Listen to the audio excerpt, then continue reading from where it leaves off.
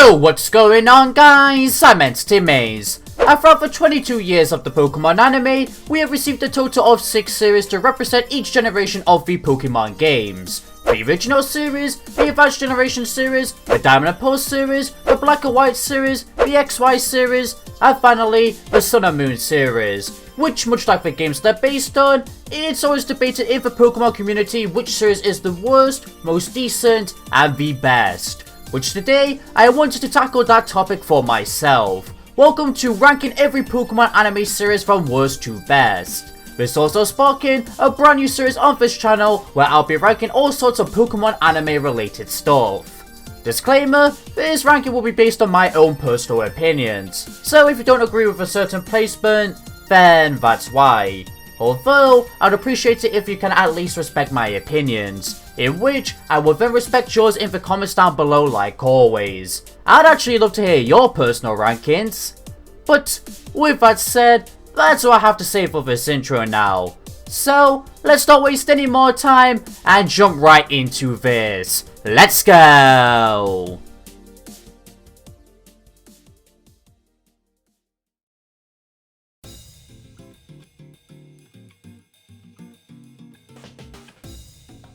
Coming in at number 6, we have the Black and White series. Alright, calm down everybody.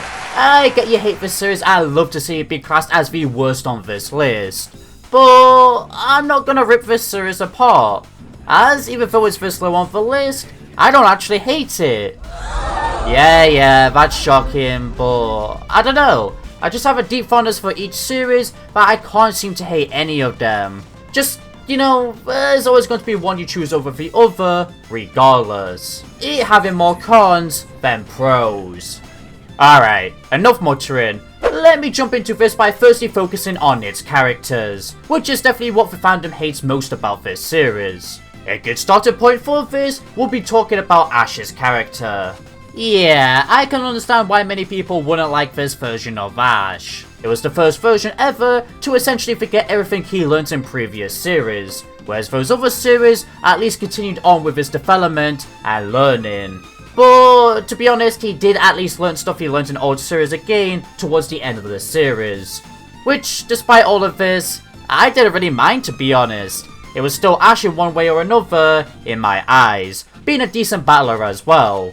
Just, you know, when comparing to other series, this version of Ash was just adequate at best. Moving on to Iris's character, the one which many people get irritated by because of her constant quote of, "Ah, you're such a little kid!" Despite being a kid herself, which yes, I can agree it was a little over the top, but if you put that aside, she was honestly an alright character. Hell, she reminds me a lot of Misty, who was alright in my eyes as well. Though, one thing which Iris did better than Misty though, in my personal opinion, which makes me like Iris more, is get more development. Such as we had those Dragonbuster and Excrucial episodes, the flashback episodes, which actually made me feel sympathy for Iris, the Drayden battle, which was a fulfilling conclusion to some of those flashback episodes, and even how she may actually grow into a capable battler despite it being such a weakling at first. It's all pretty admirable. Oh, how could one forget how she managed to tame a rogue Dragonite as well? That was definitely my favourite part of her development, as Dragonite was the one to finally test her Dragon Master goal with that I don't give no personality. It was perfect. Moving along though, it's evaluation time! Come on bro, Silent was so hilarious. You're mean. Hell, maybe more hilarious than Brock at times. Though, don't worry, I would definitely say Brock has the better goals, as Silent's connoisseur goal was just okay. And when it comes to the rest of his character anyway, regardless of how funny he is, I definitely feel like I like Iris more. He only had very few episodes to do with his goal as well, outside of just comic relief episodes. So, yeah. But he's just so amusing that I can't bring myself to hate him whatsoever. So, with that said, that altogether concludes my thoughts on these characters, despite these characters being the thing that the fandom hates most when it comes to this series. I personally find them alright. They get far too much hate. They don't deserve it. These characters even being one thing I like about this series. But what other things do I like about this series? Well, firstly, we have the Pokemon characters as well, such as the very cocky, attention-seeking Oshawott, which, despite that sounding bad, it ended up with this Pokemon producing such hysterical scenes, plus it had some good moments to shine in battles. And we also have the lazy, gluttonous, persistent Emolga, which, much like Oshawott, it was humorous, even if it was a bit of a hoe. Fun fact, this Emolga is one reason why Emolga came to be my favourite Pokemon ever as well.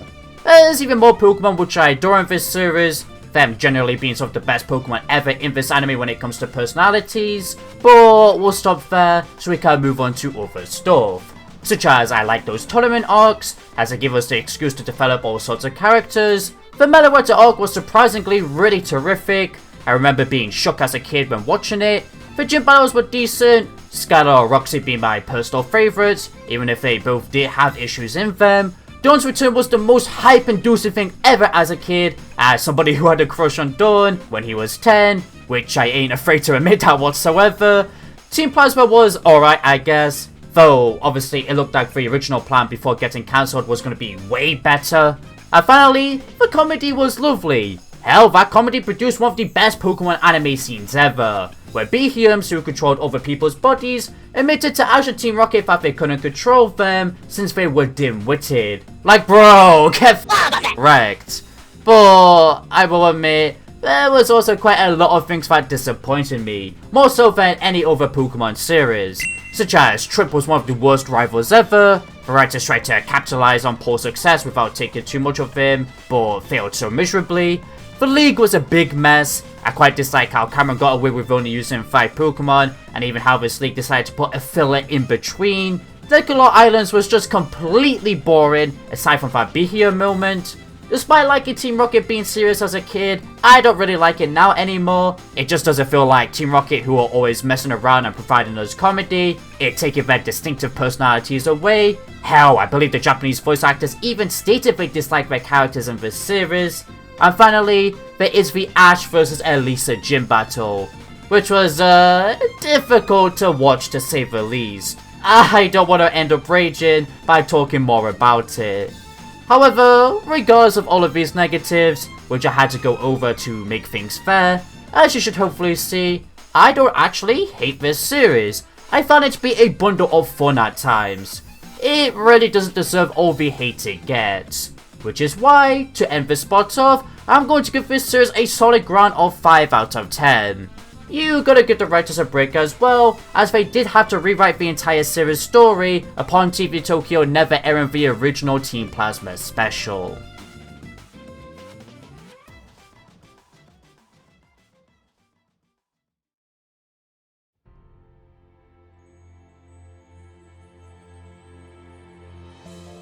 Taking for number 5 spot is the Advanced Generation series. Yeah, this will probably come as a shock to most people watching, but please just hear me out.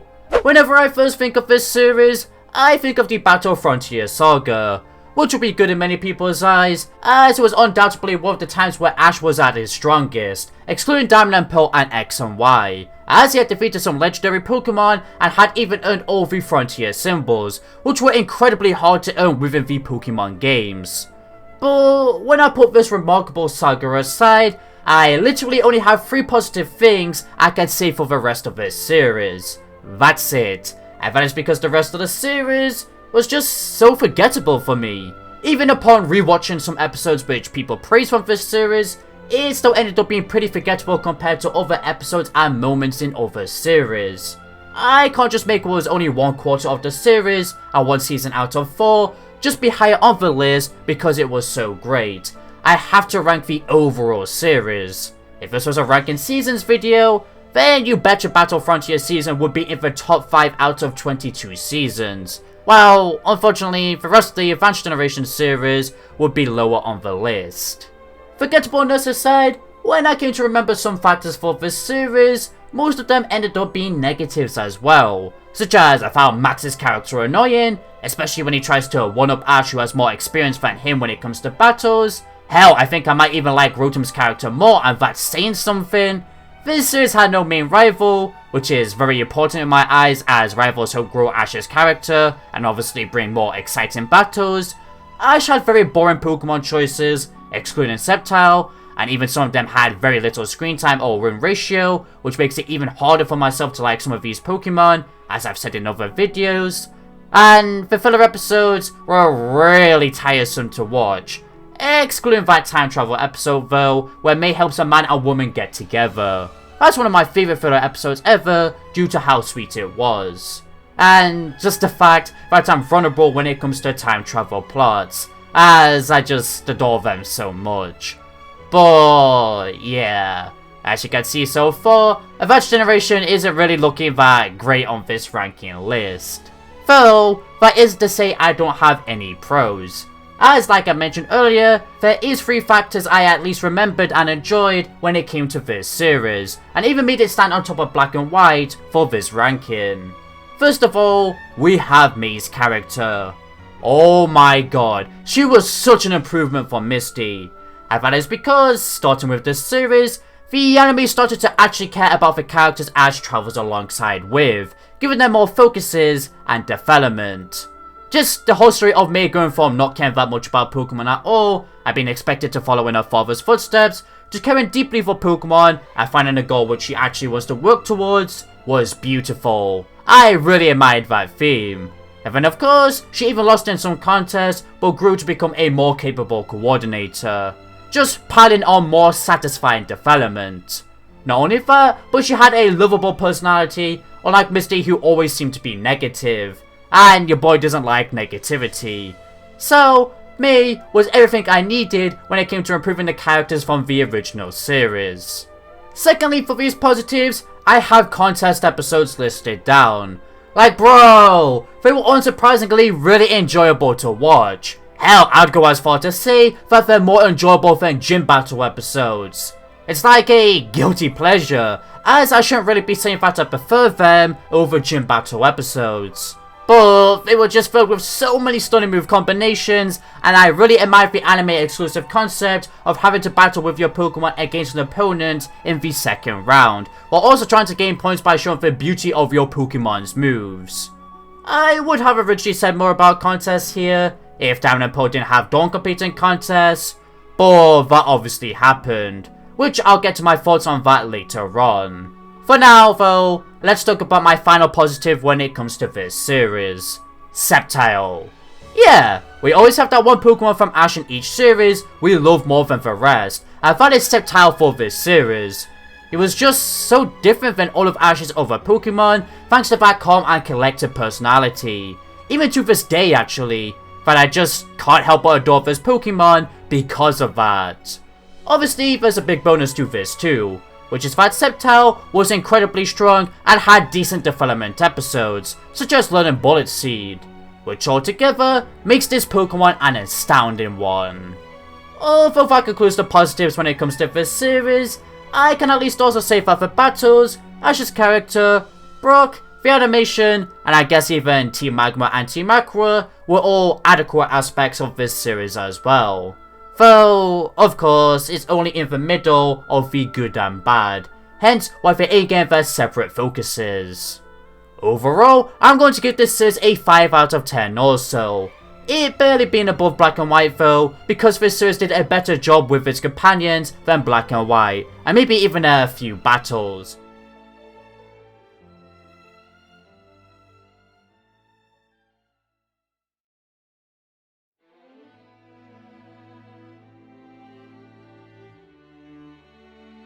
Sliding into the number 4 spot, we have the original series. This consisting of Kanto, the Orange Islands, and Johto. Despite myself not growing up with this series, I can't deny the fact that this series is so iconic and lovable. This showing that not everybody will have loved the original series just because of nostalgia, which many people use as an excuse for others liking this series. As those people like to downgrade this series because of the Orange Islands and Johto saga. But Johto has 75% filler, and Orange Islands was essentially created to store like time back in the day before Ash and his friends could visit the Johto region, it being an entire filler season, even if Ash did capture some Pokemon and gain the title of Orange Island Champion. Though, I can agree that Johto had far too much filler.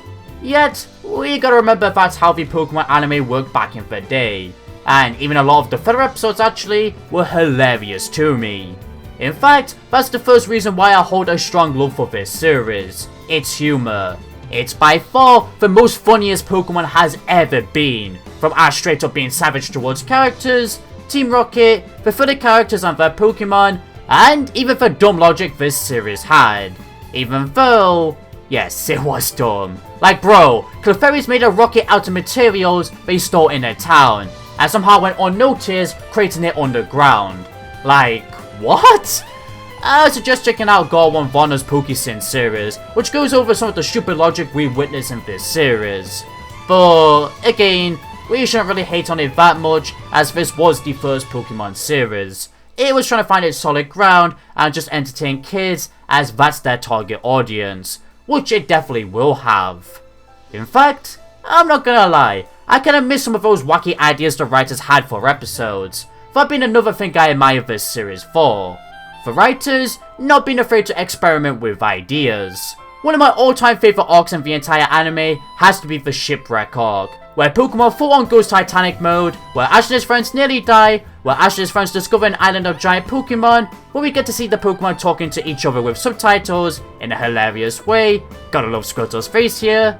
And, well, after that we got a creepy episode. It deserves to be banned.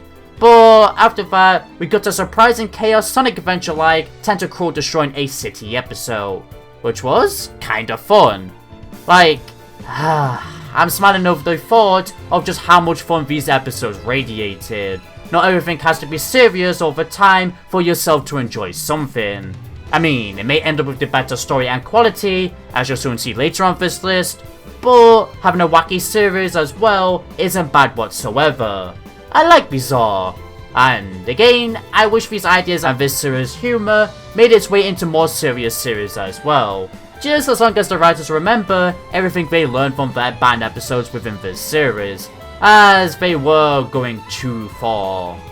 Wait, in fact, what am I talking about? One series I'll be talking about later went back to those wacky and humour episodes, yet it also knew when it wants to become serious. Just, you know, they never really found the balance for that, but I still really appreciate it. We'll talk more about that later.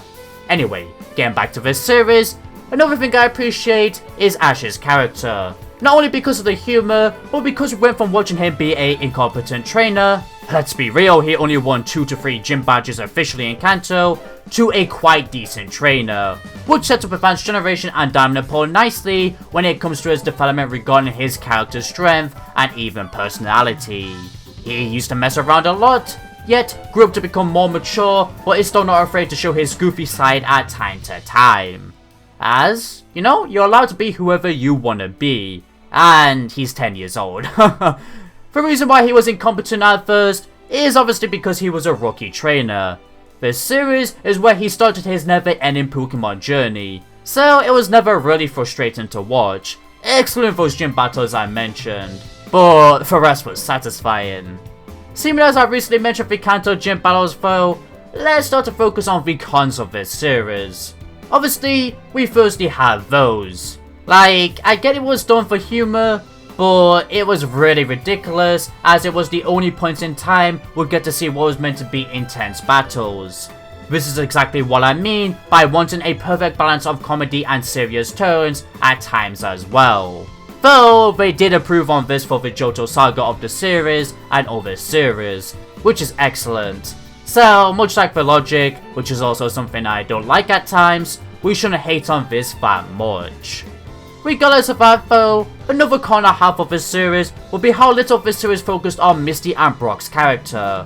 Myself mentioning this briefly for the Advanced Generation spot. It really made the two characters feel useless. I mean, I will admit they did get more focuses in Johto compared to Kanto, but still, it's very little compared to other series' characters, which ultimately makes me not care for these characters as much in this series. But, again, and I know I've said this so many times by now, but this series was just starting off, so I shouldn't be complaining that much, and they did at least improve upon this aspect over time. Overall, I'm going to give this series a nice 6 out of 10.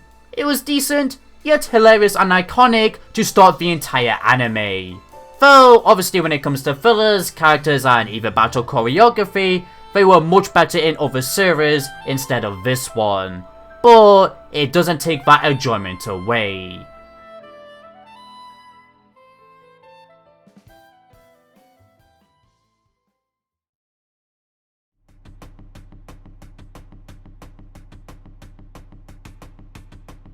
This number 3 spot is definitely going to be controversial, as it's Sun and Moon. A lot of fans will put this above or even below Black and White, and nowhere near higher. But after giving this series a chance and coming to terms with its themes, which unfortunately many people don't understand those themes, I've come to grow a strong fondness for this series, and I'm very excited to show you why. Introducing this, I appreciate the slice of life within this series. Yes, including the Pokemon School. Though, as I alluded to earlier, this factor wasn't all sunshine at first. I didn't really like this drastic change. In fact, I was fuming upon learning that this series would take more of a laid-back approach, as Pokemon is mainly about a kid setting out on an adventure with his Pokemon, not a kid going to school with his Pokemon and messing around after school with his Pokemon. Myself, even constantly thinking about how superior the XY series was in comparison to Sun and Moon when watching Season 1, refusing to try and even understand the logic and beautiful meaning behind the slice of life.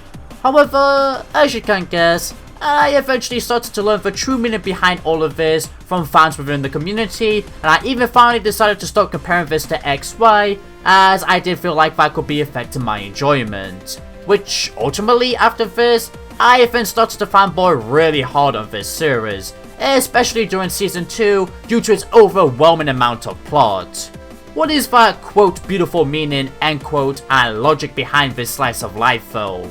Well, first of all for the logic, when you take a look at the Alola region, it's pretty small. So if the writers did want Ash to travel this region, he'll be stuck on the most simplistic, linear routes ever for too many episodes, which would have gotten incredibly boring. So, to fix this, they instead came up with this twist of slice of life to hopefully entertain audiences while waiting for Ash to complete his trials and for the Alola League to get built, which would then bring more meaning to Ash's time in Alola, as he had to be there for leisure at first due to no Alola League being present, which helps towards his Pokemon Master goal. As for the overall meaning, well, that's simply the fact that this series decided to put a backseat on battles as well, to instead focus on telling a captivating overarching story, tell engaging stories for our characters and their Pokemon, even side characters who we thought would only appear in one episode, and most importantly, focus on the world itself and how everything connects together to give us this unified feeling, which I believe has never been done in any other series, even number 2 and number 1 on this list, that focuses only on the main cast development and goals, and I guess their villain teams for a bit, which of course this isn't bad. I mean, hell, they're number 2 and number 1 for a reason, but when putting my initial negativity aside for Sun and Moon, this became such a satisfying and lovable feeling. Everything for once matters. And it's all done in such a unique way, telling stories we thought would never see from Pokemon, and stories we thought would be boring ending up becoming such astounding stories. I mean, I will admit, I do wish we could get to see more battles in Sun and Moon at times, to cater to those fans who really love to see action, but I couldn't imagine wanting any of these stories getting erased in favour of more battles. I love these stories so much. I was going to name a few examples of some stories I really enjoyed, but I kid you not, upon writing this section of the video, I received this comment, which describes what I wanted to say perfectly. Quote, Sun and Moon never seems to stop surprising us with what they have in store for us.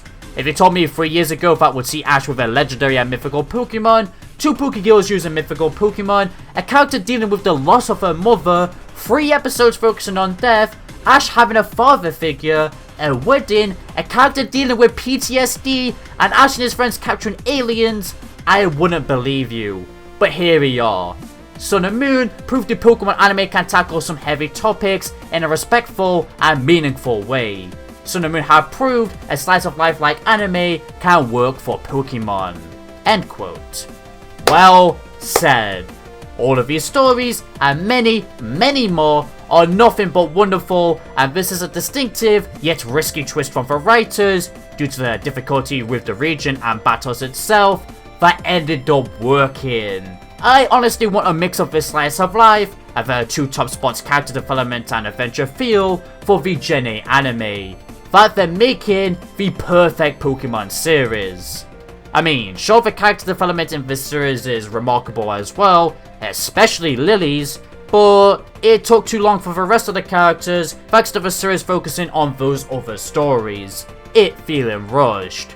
AKA those stories of the Sun and Moon main and post-game story, the Ultra Game story, Let's Go promotion, Team Skull, and the Trials.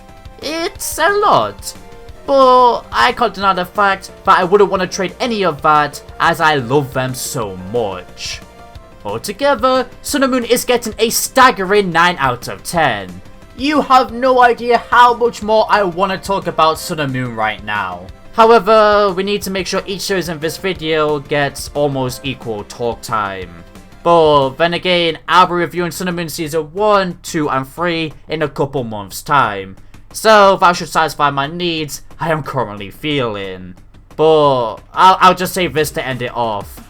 God, what a fascinating and fun change of pace this series was. It's not just about battles and Ash, but rather everybody and their own stories, which is so admirable.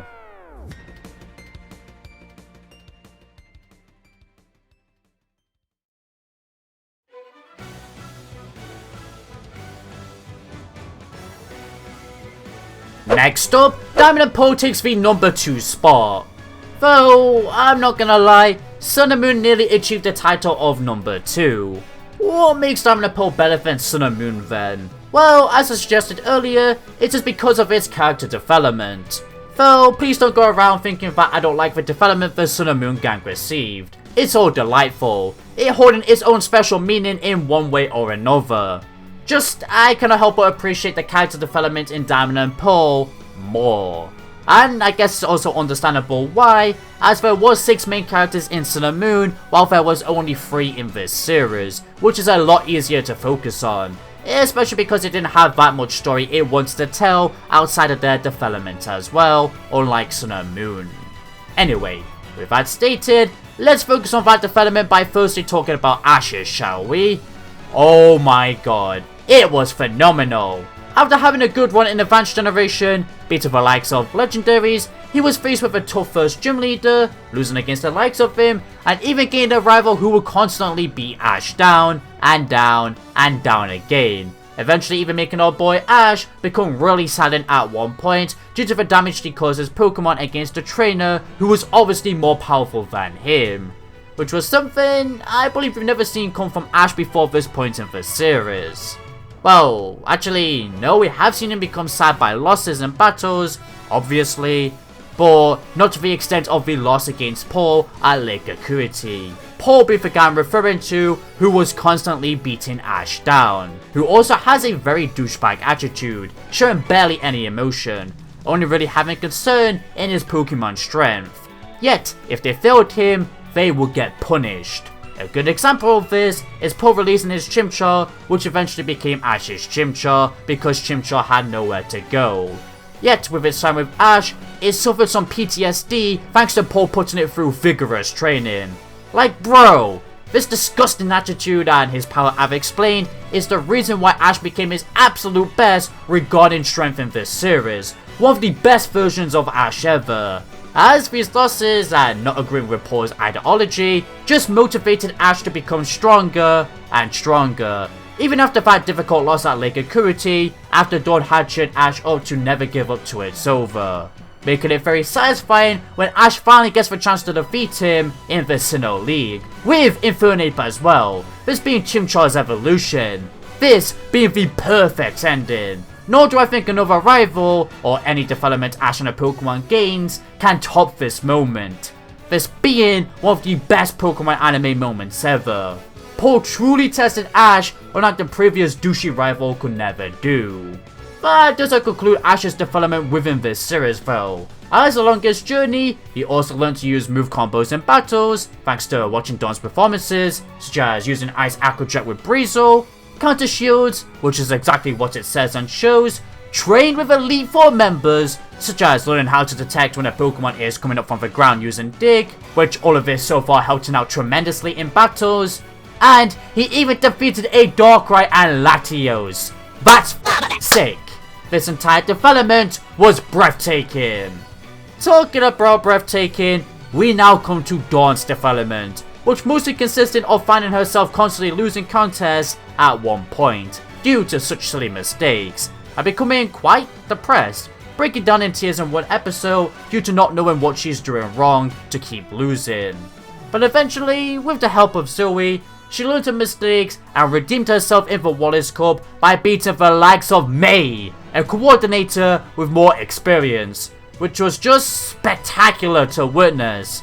And then she just kept growing and growing into a more fantastic coordinator, getting runner-up at the Grand Festival, which was very fulfilling to see after watching her early struggles. Hell, just by thinking about it in my head right now, even Brock had nice development within this series, but mostly being himself, realizing he wants to become a Pokemon doctor instead of a Pokemon breeder. Which sure, this was towards the end, yet there was nice hints sprinkled out in episodes beforehand that makes this decent for me. Altogether, that concludes what I pretty much adore as the best factor in Diamond and Pearl. The character development and even the drama. That drama pretty much being Ash and Paul's relationship.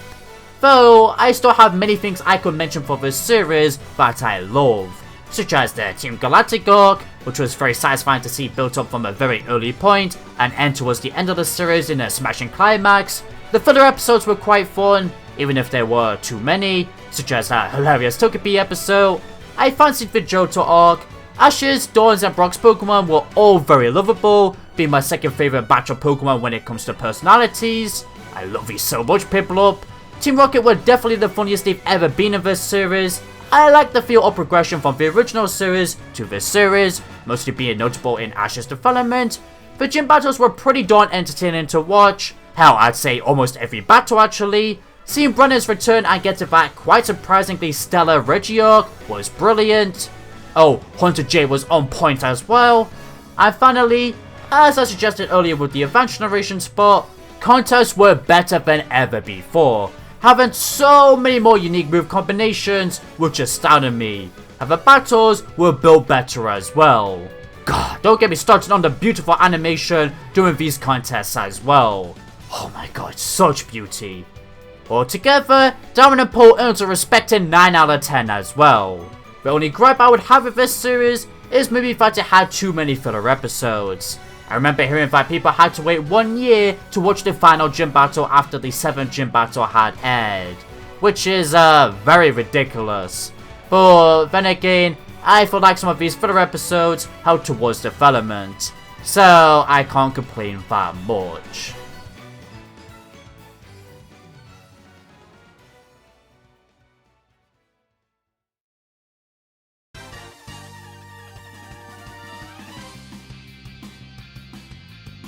From very hype-inducing beginning episodes, to an intriguing first quarter, to a stupendous middle, to a monumental end, we have the XY series. It seems like this series stands on top for the majority of the fandom as well, so this #1 spot shouldn't really come as a surprise to many people watching. What makes this series so special to me personally though, is once again mostly the outstanding character development, but also its battle choreography. Though there is much more minor details I was amazed by when it comes to this series, which I shall focus on first of all, such as the countless amount of foreshadowing in earlier episodes to later events. I really appreciate detail like that. The art style was the sexiest it's ever been, though when it comes to animation movement outside of battles, Sun and Moon has the better fluid animation. The relationships between characters was some of the best ever, the main gang feeling like a family which was so wholesome. Amourshipper was extremely fun, though I've talked plenty about that on my channel. Some of the filler episodes were the best ones I've ever seen from Pokemon, but also some of the painfully worst ever, I will admit that. Ash's team was on point, the performances were attractive, And finally, the Team Flare arc was the best villain arc so far because I felt like the stakes were higher than ever before because of the World Shattering Megalith, the emotions being showcased, everybody having their own unique special role to play, the battles being outstanding, and come on, we had an Avengers Assemble moment with all the gym leaders and main cast, which was immensely hyped to watch. I still can't get over that moment to this day. It was that spectacular. Before moving on to the character development, I do want to go over some cons regarding this series though, so that way things are fair instead of everything just being positives. Which, to be honest, the only things I can really say I don't like about X and Y would be Team Rocket. They were more of an annoyance than ever before. Not even was a big letdown thanks to X and Y having to wrap up every story quickly for Sun and Moon to air, that it couldn't get the much needed development it needed. And maybe Ash was too serious at some points, but it felt like he was lacking any other kind of emotion at times. He's known to be goofy. We didn't see that enough in my opinion. With all of that now said though, let's now focus on those big points which makes this the biggest and best series in my personal opinion. Starting with the development. Out of our main cast, I would say Suiren was the one who had the best character development. She went from a girl who was forced to follow in her mother's footsteps, to going on a journey to avoid training for that goal, without even having a new goal in mind yet, which both of these points already is very relatable to many audience members, which I really adore, to finding that goal, it being to become Chaos Queen by performing in showcases, to proving her mother that she's capable of pursuing the showcase goal without giving it up, as her mother had thought she'll just give up on it like she did with Rhyhorn Racing, that being what she had to follow with her mother. Yet, when it comes to her showcase debut, she fails miserably, thinking she isn't good enough for this after all, much like she was with Rhyhorn Racing, and how she also felt like she let down so many people. But, she did then put all of this aside, get back up, and try again, going under her haircut to signify how she went through a life-altering change and is going to be better than ever before, which is very impressive symbolism. After this, to be honest, she did nearly break down again, but her idol Aria stepped in and gave her motivation, which then resulted in her becoming stronger than ever and winning her next showcase, and then winning another, and then losing another, but accepting the loss this time around as Eevee was only new to the showcase scene, and she wants to help it grow, much like how she wants to grow. In which, she then won her final showcase and then achieved the title of runner-up in the Master Class, the final trial. And then realizing, after the events of the Team Flare arc, that she doesn't care what kind of performance she conducts, just as long as she can make people smile. Which, after a suggestion from a former Kalos Queen, she travels to Hoenn to try out contests. Which this whole final aspect was just so wholesome. But, altogether, oh my god. Do you notice how this is the most amount of time I've spent talking about a Pokégirl's development in this video so far? That just showcases you how much Suiren had in comparison to the others that were all very meaningful. All of this being such beautiful development in my eyes. I cannot express it enough. Well, actually I can, but I'm saving that for a future video. The point is though, this entire development is what I'd call the best developed character in the entire Pokemon anime due to how meaningful and powerful it was in comparison to every other single character. Even Paul. And I will admit, I even cried at some points regarding Suiren's development because of the power it radiated. She is definitely the best written character. And regardless of the development, she did have such a lovable personality. But I'll touch more upon that personality in that video I'm planning for her.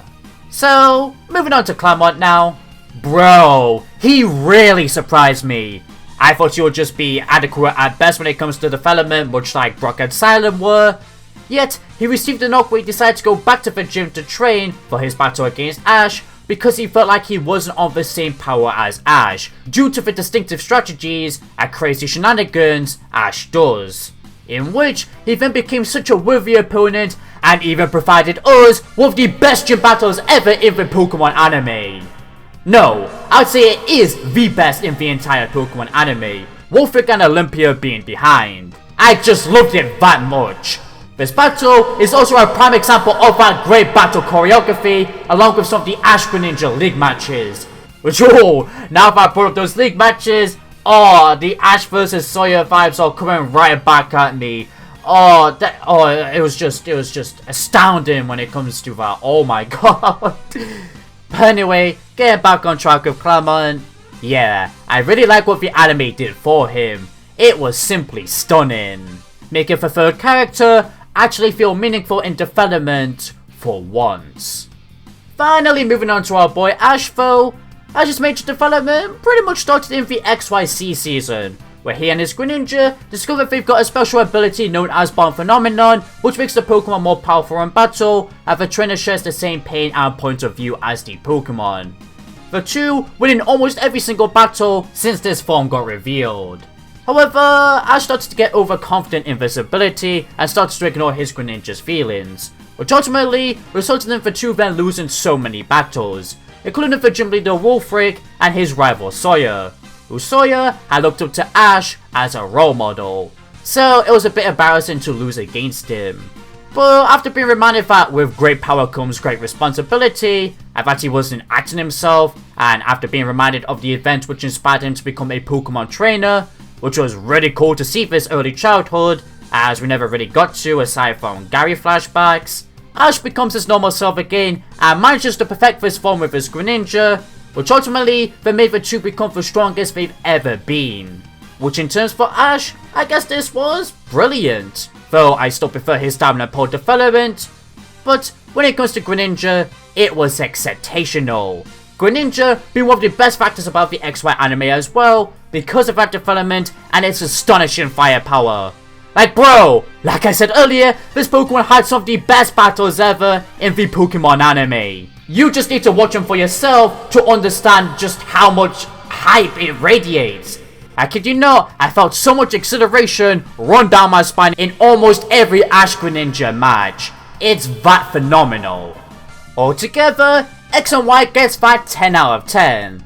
Even if there were a few things I didn't like that much that I stated earlier. But truly, I do believe this was an extraordinary experience that needs to be witnessed for yourself if you haven't watched it already.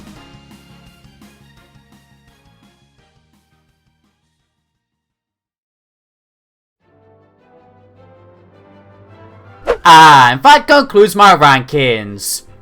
Whew, I really do love to make long videos, don't I? But this was really fun to make.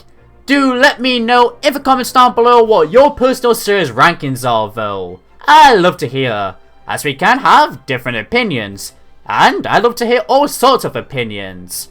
Next time for this ranking series though, I think I'll be tackling my rankings on Ash's companions, so stay tuned for that.